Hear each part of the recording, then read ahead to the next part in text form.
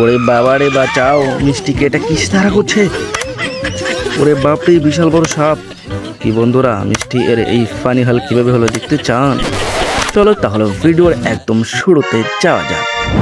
হ্যাঁ তো বন্ধুরা, আজকে আমাদের মিষ্টি নিজেকে নাকি মস্ত বড় স্নুকার চ্যাম্পিয়ন ভাবছে।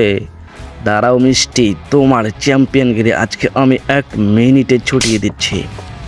চলো আজকে তার স্নুকার রুমে এমন একটা প্রাঙ্ক করবো না, সারা জীবন মনে রাখবে। কিন্তু প্রাঙ্কটা করতে হলে আমাদের একটা সাপের দরকার। চলো প্রথমে সাপটা খুঁজতে হবে।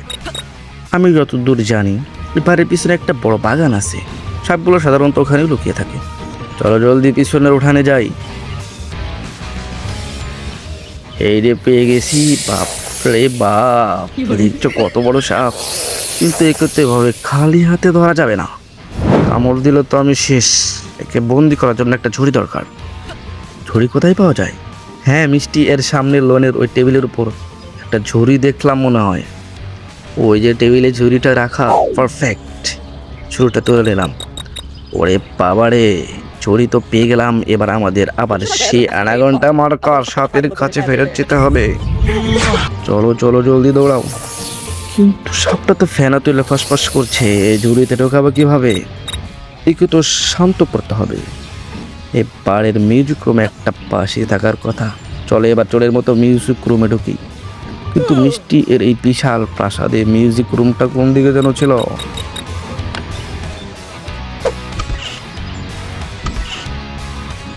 ওই তো সিঁড়ি দেখাচ্ছে। চলো চলো, উপরের তলায় গিয়ে মিউজিক রুমটা খুঁজতে হবে।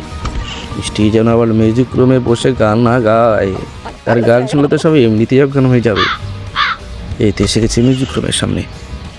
আর এই যে বাসি পেয়ে গেছি।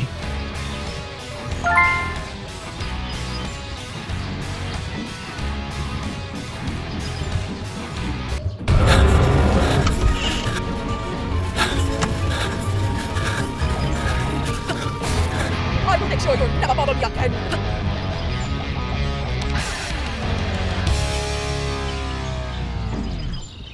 এবার সাপের মতো বাঁশি বাজিয়ে সাপটাকে শান্ত করতে হবে।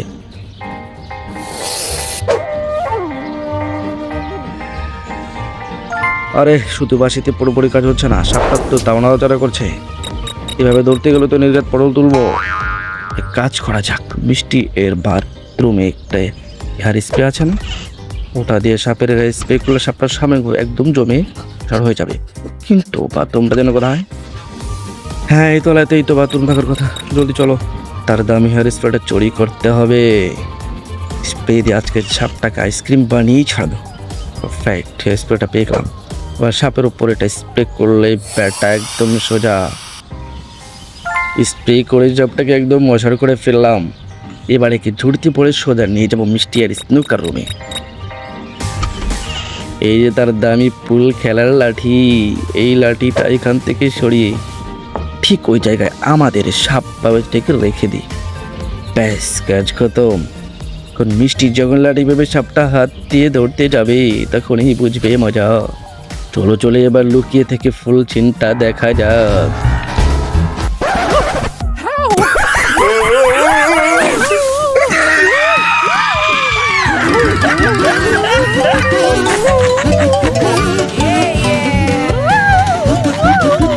কি বন্ধুরা, কেমন লাগলো মিষ্টি এর দৌড়ানি? ভিডিওটা ভালো লাগবে সবাই জলদি লাইক আর সাবস্ক্রাইব করে দাও।